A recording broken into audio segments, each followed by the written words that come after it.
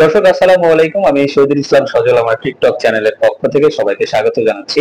যে যেখান থেকে আমার এই ভিডিওটা দেখতেছেন তাদের সবাইকে আন্তরিক শুভেচ্ছা এবং অভিনন্দন। ভারত বাংলাদেশ নিয়ে আমরা কম কাদা ছোড়াছুড়ি করি না। আমরা ভারতের সাপোর্টাররা বাংলাদেশকে কম খোঁচা মেরে কথা বলেন না, বাংলাদেশি সাপোর্টাররাও ছাড়েন না ভারতকে খোঁচা মেরে কথা বলতে।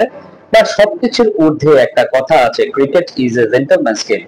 ক্রিকেট আসলে ভদ্রলোকের খেলা, যেখানটাতে আপনি আমার মধ্যে একটা দা কুমড়া সম্পর্ক দুই দেশের ক্রিকেটীয় ফ্যান্সদের মধ্যে, যেটার উত্তেজনা আমরা প্রতিটা আইসিসি টুর্নামেন্টে দেখে আসছি। সেটা এশিয়া কাপ বলেন, সেটা ভারতের এগেইনস্টে সিরিজ বলেন, সেটা ওয়ার্ল্ড কাপ বলেন, টি-টোয়েন্টি ওয়ার্ল্ড কাপ বলেন, ইভেন কি চ্যাম্পিয়ন্স ট্রফিতে, যেখানটাতে আমরা দেখে আসতেছি ভারতীয় ক্রিকেট ফ্যান্স এবং বাংলাদেশি ক্রিকেট ফ্যান্সদের মধ্যে একটা কট্টর লড়াই চলে।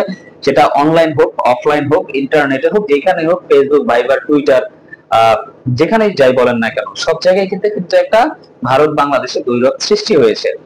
তো এখন এই কারণে দুই দেশের সমর্থকরাই আশা করে বসে থাকেন যে ভারত এবং বাংলাদেশের মধ্যে একটা ভালো একটা লড়াই হবে, সেটা আমরা সবাই দেখব।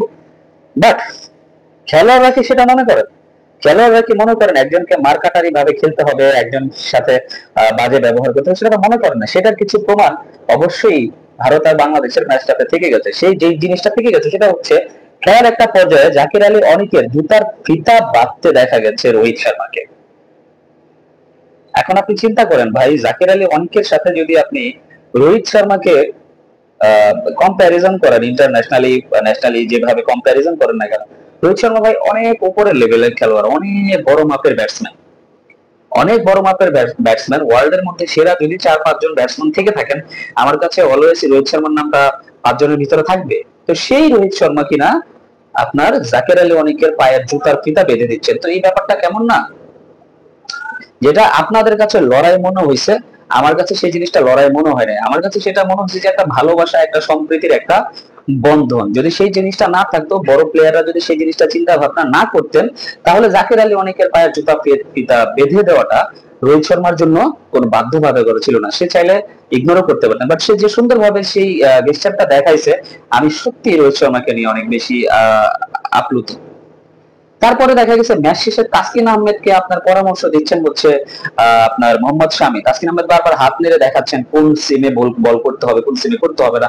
সেই জিনিসটা আপনার আলোচনা করতেছে হচ্ছে আপনার মোহাম্মদ শামির সাথে, এবং মোহাম্মদ শামি বেশ আগ্রহ ভরেই তাসকিন আহমেদকে সেই জিনিসটা শিখিয়ে দিচ্ছেন বা সেই জিনিসটা বুঝিয়ে দিচ্ছেন। তারপরে আরো দেখা গেছে যে রিশাদ হোসেনের সাথে কথা বলতে দেখা গেছে ভারতের ক্রিকেটারদেরকে। তারপরে খেলা শেষে আপনার লোকেশ রাহুলের কাঁধে হাত রেখে হাঁটতে দেখা গেছে তাসকিন আহমেদ। কিন্তু এই যে বিষয়গুলো না, খেলোয়াড়রা কিন্তু ভাই ওইভাবে চিন্তা করে না। আর এই যে কি সুন্দর একটা খেলা, স্পোর্টসম্যানশিপ যেটাকে বলে, এটা কিন্তু আমরা গতকালকে ভারত এবং বাংলাদেশের ম্যাচে দেখতে পেরেছি, শিখতে পেরেছি। তো যতই কাদা ছোড়াছুড়ি করেন আপনারা অনলাইন অফলাইন, খেলোয়াড়দের মন মানসিকতা কখনো চেঞ্জ হয় না, because they are true gentleman. এবং ভদ্রলোকেরা জানে যে কিভাবে ভদ্রতা শো করতে হয়, ভদ্রতা দেখাইতে হয়। তো অবশ্যই রোহিত শর্মার প্রতি কৃতজ্ঞতা। রোহিত শর্মা এত ভালো একটা গেস্টার দেখাইছেন। আর বাংলাদেশি প্লেয়াররাও যে আসলে তাদেরকে বড় মাপের প্লেয়ার মনে করে তাদের কাছে শেখার জন্য কিছু যায়, তাদের সাথে কথা বলার জন্য যায়, সেটা আমার কাছে সত্যিকার অর্থেই বেশ ভালো লাগে। এখন আপনারা যত চান কাদা ছোড়াছুড়ি করতে পারেন, সেটা আপনাদের ব্যাপার। এটা খেলার মধ্যে একটা উত্তেজনা সৃষ্টি করে, বাকি আর কিছুই না।